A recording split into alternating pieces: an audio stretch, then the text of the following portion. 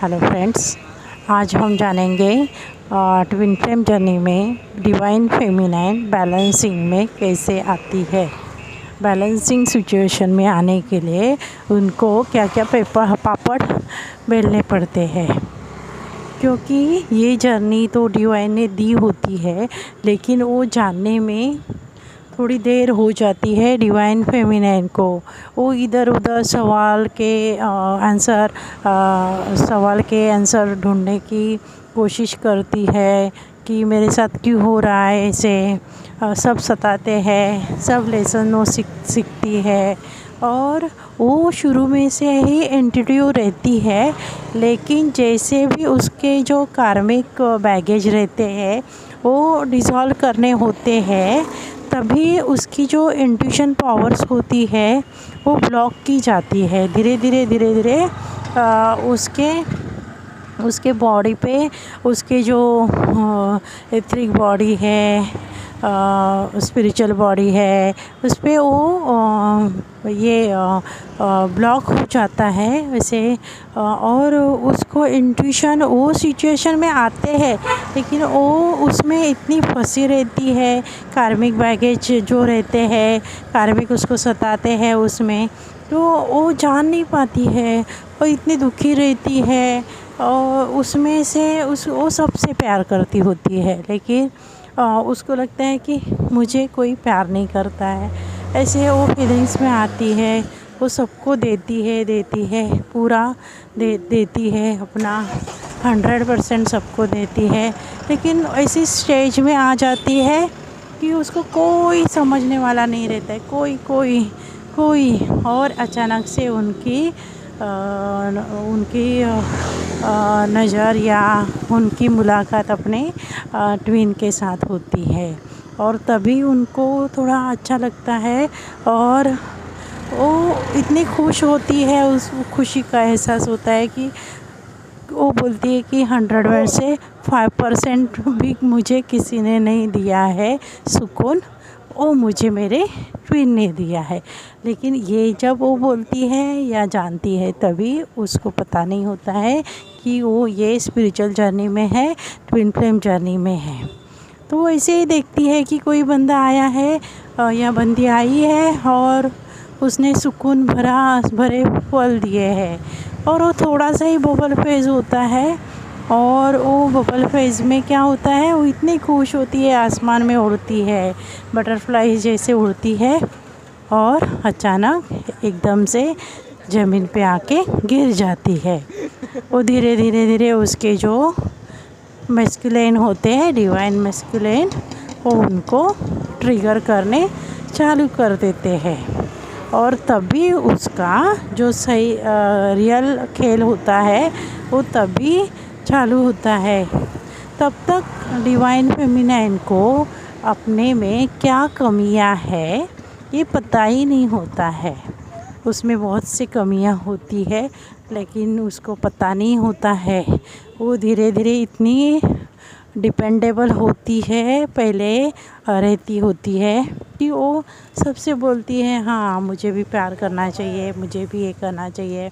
ऐसे लगता है वो एंगर से इशू करती होगी वो, या वो इंडिपेंडेंट नहीं होती होगी, वो डिपेंडेंसी रहती होगी, फियर का इशू हो रहेगा उसमें।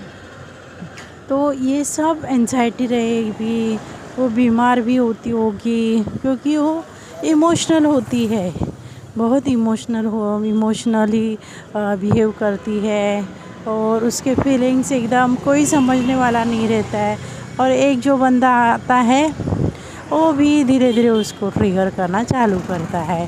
तो वो भगवान से क्वेश्चन करती है कि ये हो क्या रहा है मेरे साथ, ऐसा क्यों किया, या अभी क्या है, इतना ही पेंडिंग था जो ये भी मुझे दुख देना था, इतनी भी खुशी मुझे मिलने नहीं चाहिए थी। ऐसे वो सवाल करती है। तब तक वो डिवाइन से तो पहले से वो सरेंडर रहती है, लेकिन उससे डिवाइन बात नहीं करते हैं।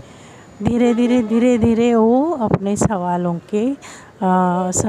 के आंसर ढूंढने की कोशिश करती है, और तभी अचानक उसके सामने मतलब शुरू में वो क्या करेगी, टेरो कार्ड में जाती है, टेरो कार्ड्स ढूंढती है। टेरो कार्ड से क्योंकि सब लोग उससे दूर हो जाते हैं धीरे धीरे धीरे, उसकी एनर्जी मैच किसी से नहीं होती है, उसको अकेला कर दिया जाता है और वो भी ना अकेले में रहना पसंद करती है। सब कट ऑफ हो जाती है सोशली, सबसे दूर हो जाती है और भगवान तभी डिवाइन गॉड उसको हेल्प देने की कोशिश करते हैं, हेल्प सेंडिंग करते हैं, किसी न किसी रूप से उसको हेल्प मिलनी चलती है, लेकिन उसको पता नहीं रहता है कि मैं ये जर्नी में हूँ। तभी क्या होता है, उसको हेल्प मिलती है, वो कुछ न कुछ सवाल के क्वेश्चन ढूंढती है, उसमें वो चेज़र के एनर्जी में आती है और वो अपने डीएम को पूछने की कोशिश करती है कि ऐसा क्यों वैसा क्यों। उसमें बहुत सा ट्रिगर मिलता है और बाद में वो थक जाती है अपने डीएम का चेज़ कर के।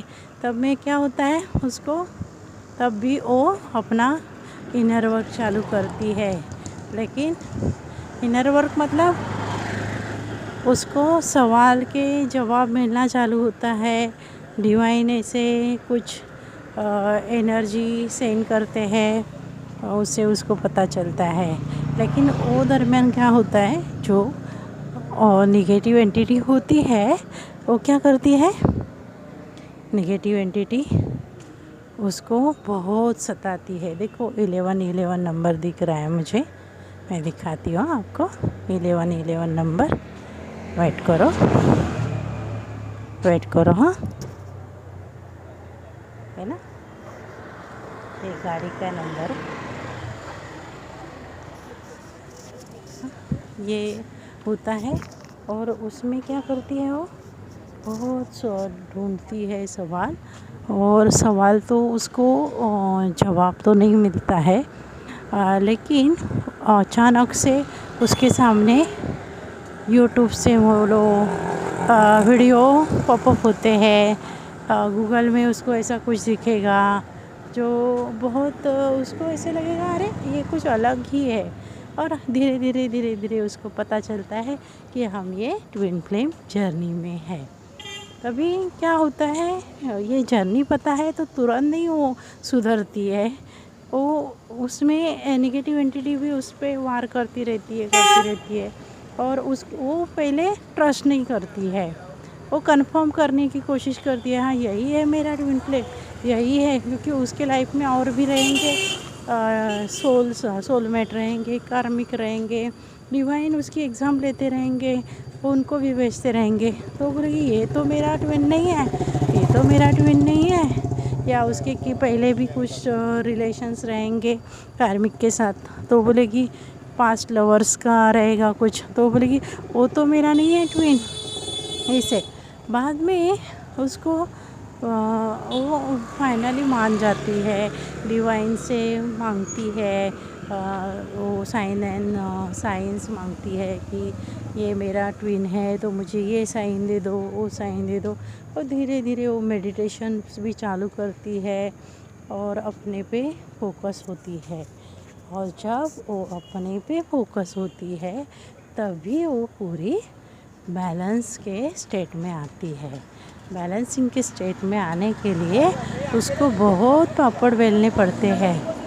तो ऐसे ही नहीं डिवाइन फेमिनाइन ग्रो होती है, डिवाइन फेमिनाइन ग्रो होती है, उसमें बहुत से ऑब्स्टेकल्स आते हैं। ये बैलेंसिंग के मोड में आने में बहुत ही उसको नेगेटिव एंटिटी बोलो, कार्मिक बोलो, सब लोग उसको ट्रिगर करते रहते हैं। और जब वो बैलेंसिंग के स्टेट में आती है तब जिन्होंने भी उसको ट्रिगर किया था वो लोग फिर से वापस उसके लाइफ में आते हैं। जब वो लाइफ में आते हैं तभी उसको कोई ट्रिगर नहीं करता है, क्योंकि वो जान जाती है ये जर्नी क्या है और ये जर्नी में कैसे चलना है। फ्रेंड्स, अगर आपको ये मेरा वीडियो अच्छा लगा है तो प्लीज़ लाइक एंड सब्सक्राइब कीजिए। Thank you.